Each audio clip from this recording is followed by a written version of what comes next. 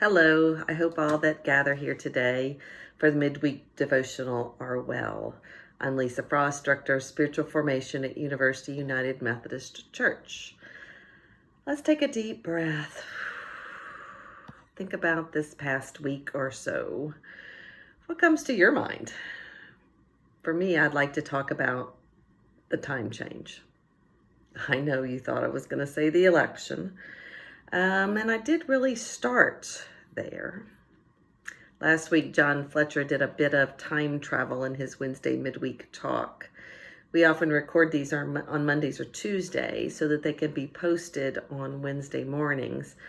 John mused that there would be a great deal of news between Election Day, when he was recording his midweek devotional, and the following day when it would be posted.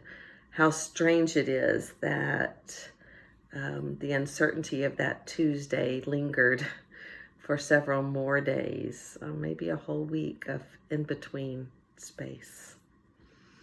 That brings me back to the time change.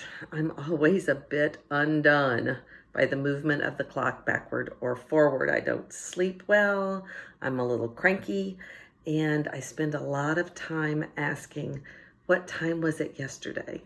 I'm always confused about the falling forward or the falling backward. My whole family rolls their eyes when I start that. And woe be it if I'm in a different time zone when the time changes. What time was it yesterday at home? How do we mark time? We might think back to some event in our lives that was happening at the same time. Was that before or after graduation? Before the birth of that child? After a loved one dies? We mark time with special rituals, birthdays and anniversaries and funerals. And yet time can also feel very fluid and beyond our control. I've been spending time this week in the book of Joshua. That's where we are in our Disciple One group. Joshua leads the Exodus people, the children and grandchildren of those who left Egypt 40 years before to the promised land of Moses that God led them to. One of the things that struck me in the reading this week was the preparations that Joshua and the people made for crossing the Jordan. He had a very specific timeline. The people were to prepare, camping on one side of the Jordan for 3 days. And he told them to sanctify themselves because God was about to do wonders with them and among them. The Ark of the Covenant was walked out into the Jordan, and the water parted just like the Red Sea had parted when Moses had led them out originally. This past Sunday, Richard Rohr's meditation helped me to see this present and very stressful time in another overarching way. We are all called in this time to the greatest commandment, that is to love. One of the scriptures Rohr cited was one from 1 John that reads, "Beloved, let us love one another because love is of God. Everyone who loves is begotten by God and knows God. Whoever is without love does not know God, for God is love." Rohr writes in his blog post that day, love is perhaps the last thing anybody wants to be reminded of in these days following the election in the United States. Yet our resistance to love is precisely why we need to talk about it. We have strayed so far from love, and yet love is the essence of who we are and how we are called to treat one another. Reverend Katie paraphrased the passage from Esther today in our staff meeting. You may have heard this before. You have been called for just a time as this. What do elections, time change, the journey of the Israelites across the Jordan, the love for others written in 1 John, and the declaration to Esther have to do with where and when we are right now? What is ours to do in this time? Are there preparations to make, rest to take, a next right step? These stories remind us that we are to share our journey in God's kingdom. And now we will soon be entering a new season in our liturgical calendar. The season of Advent is just 2.5 weeks away.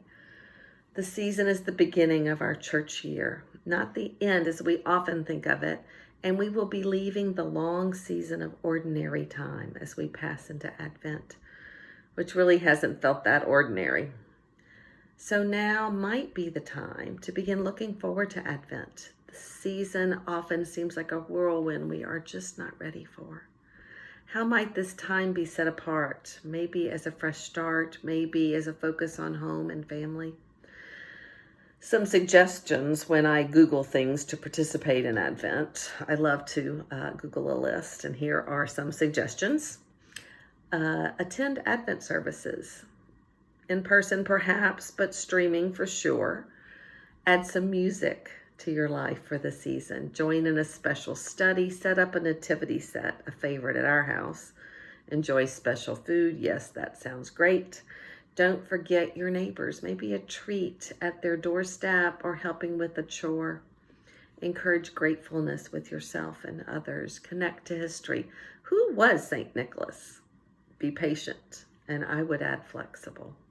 Things will be changed this year due to the pandemic. It is our habit at university to have a special study for the Advent season, and all are invited this year. We will be reading together Incarnation by Adam Hamilton, his newest book. The tagline on the title reads, Rediscovering the Significance of Christmas. Some of our small groups and Sunday school classes will be reading together, and we will have an opportunity for you to join in a small group just for the Advent season if you would like, on Mondays at either noon or 7. Even if you're reading this in your Sunday morning group, you might want to just double dip with the Monday people as well to hear some other perspectives. This will be led by Reverend Katie McKay Simpson and others beginning Monday, November 30th. See how close Advent is. So many of you also love to begin the Advent season with our day of retreat that we have each year. This year we will be holding our Advent retreat on Zoom, which allows us to do this safely, but also invites us to enlarge our boundaries and borders. So please invite others to participate. The retreat will be from 2 to 4 p.m. on Sunday, December the 6th. This Advent and Christmas season will be both changed and the same. We are waiting for the birth of Christ, who has been born and will come again.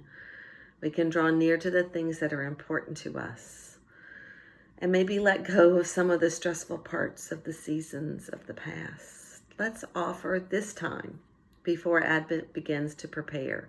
Begin the conversations with your family about what is meaningful and draws you closer in love to others and God. Let me just finish today with a Jan Richardson. This is from Night Visions, her book on searching the shadows of Advent and Christmas. And this is her kind of blessing and prayer called Incarnation, coming somewhere in the last week of Advent. And she writes, Ancient One who makes all things new, may we receive with gentleness and touch with hopefulness and protect with fierceness and love with tenderness. And may we celebrate with gratefulness and welcome with humbleness and tend with gratefulness all that you give into our care. And let it be so. Amen. Good to be with you today.